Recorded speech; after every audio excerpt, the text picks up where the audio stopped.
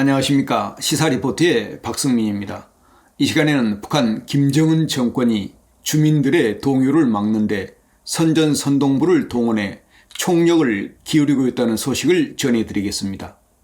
먼저 김여정은 1월 11일 극초음속 미사일을 발사할 때 김정은 전용 차량에서 조용원 등 고위 간부들과 함께 참관하며 군사 문제에서도 전면에 등장했습니다. 그녀는 군부의 기구 개편과 노동당 행정부 업무에도 관여하고 있는 것으로 알려지고 있습니다.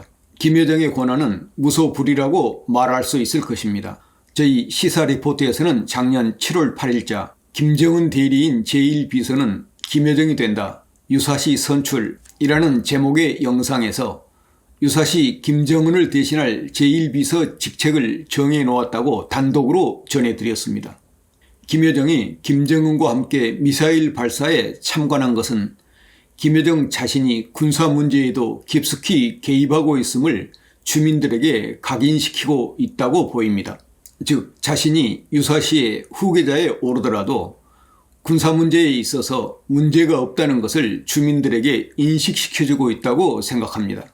김여정은 선전선동부 부부장이었습니다만 북한은 작년부터 소속은 밝히지 않고 노동당 중앙위원회 부부장으로 김여정의 직책을 밝히고 있습니다. 북한의 선전선동부는 수령의 위대성 선전을 포함해 전 주민과 전 군에게 주체사상과 김일성주의, 김정일주의를 각인시키는 부서이지요.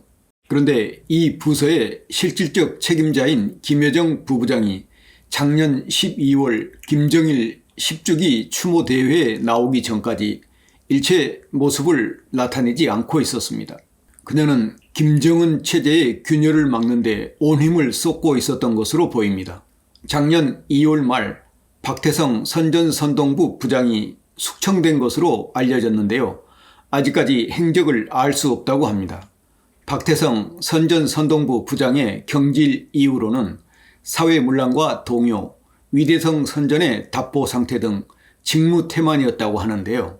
선전선동부에서 함께 근무했던 간부의 증언에 의하면 김여정 부부장은 이 부서 박태성 부장의 경질에 이어 부부장 3명 중에서 1명을 경질하고 과장 16명 중에서 12명을 교체했다고 합니다. 그녀의 의도대로 대대적으로 물갈이했다고 합니다. 김여정은 자기 부서의 인사를 마무리한 다음 작년 8월부터 김정은 우상화 작업에 집중하고 있다고 합니다.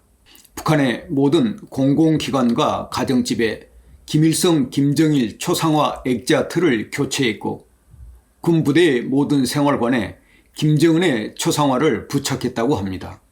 군부대 김정은의 초상화 옆에는 결사옹이 총사령관의 총폭탄이 되자라는 구호가 붙어 있다고 합니다.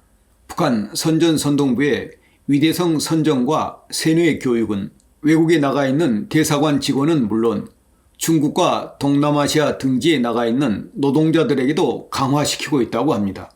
그런 위대성 교육 실적은 간부들의 인사고과에도 반영하고 있다고 하는데요.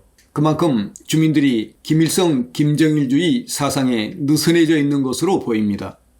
김여정의 선전선동부는 주민들의 세뇌 교육뿐만이 아니고 김일성 회고록과 김정은의 대외 활동을 담은 다큐 제작물을 판매시키고 있다고 합니다.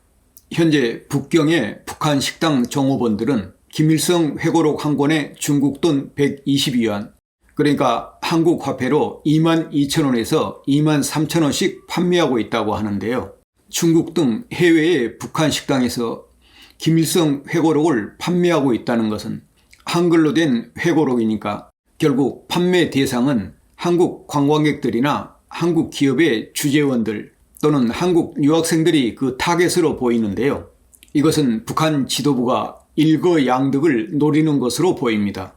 회고록을 팔아 현금도 들어오고 또한 남한 사람들에게 자연스럽게 김일성 일가 위대성 선전도 될 테니까요.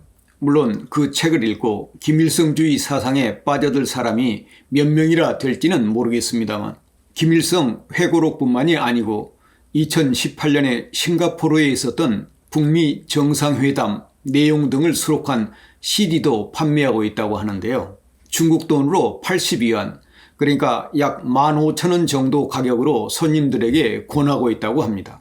여성 종업원들이 구입을 권하면 마음 약한 한국 관광객들이 하나쯤 사주실지도 모르겠습니다만 요즘은 코로나 때문에 관광객은 없겠지요.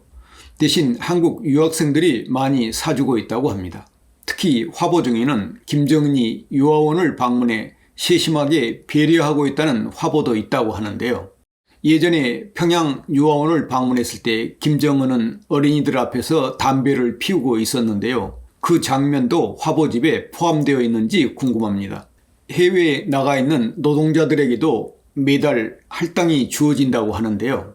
북한 노동자들이 해외에서 화보나 김정은 다큐물을 누구에게 판매하라는 말일까요? 대부분의 북한 노동자들은 팔 데가 없으니까 자기들의 적은 월급에서 그 화보 대금을 지불하고 있다고 합니다. 그 판매 수익금은 금수산 태양궁전과 전국에 있는 영생탑 관리에 쓰여진다고 선전하고 있다고 하는데요. 금수산 태양궁전에 김일성, 김정일 시신이 안치된 비용이 1년에 10억 정도 든다고 합니다만 해외에서의 판매 대금은 대부분 김정은 통치자금으로 들어갈 것으로 보입니다.